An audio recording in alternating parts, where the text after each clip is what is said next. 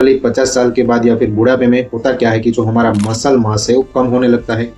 और इस वजह से हमारे मांसपेशियों में दर्द होने लगता है, थकान महसूस होती है, ताकत की कमी महसूस होती है। थोड़ा ही चलने फिरने पर या फिर थोड़ा सा भी काम करने पर हमें दर्द महसूस होने लगता है, हम थक जाते हैं। दूसरा इसका सबसे बड़ा कारण है कैल्शियम की कमी।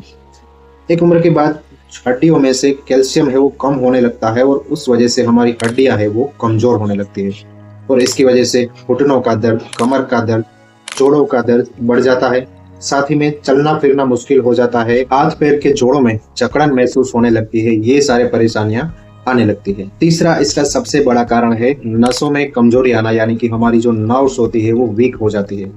और ऐसे में क्या क्या लक्षण दिखते हैं, जैसे कि हमारे हाथ पैर है वो सुन्न होने लगते हैं, हाथों में पैरों में झंझनाहट सी महसूस होती है, चुभने जैसा या फिर करंट लगने जैसा दर्द होता है, ये सारे प्रॉब्लम्स आने लगते हैं।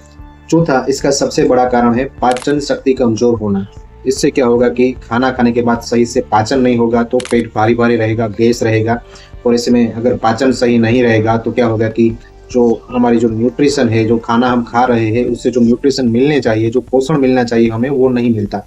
और उसकी वजह से हमें थकान, कमजोरी, स्टेमिना कम रहना, ताकत ना रहना जैसी समस्याएं आ जाती है।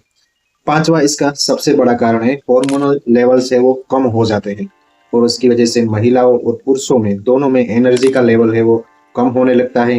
नींद की कमी महसूस होती है, जल्दी थक जाते हैं, आलस ज्यादा आता है और हमारा मन थका थका रहता है, ये सारी प्रॉब्लम्स होने लगती है। तो ये सारे कारण है जिसकी वजह से बुढ़ापे में ये सारे प्रॉब्लम्स आ जाते हैं।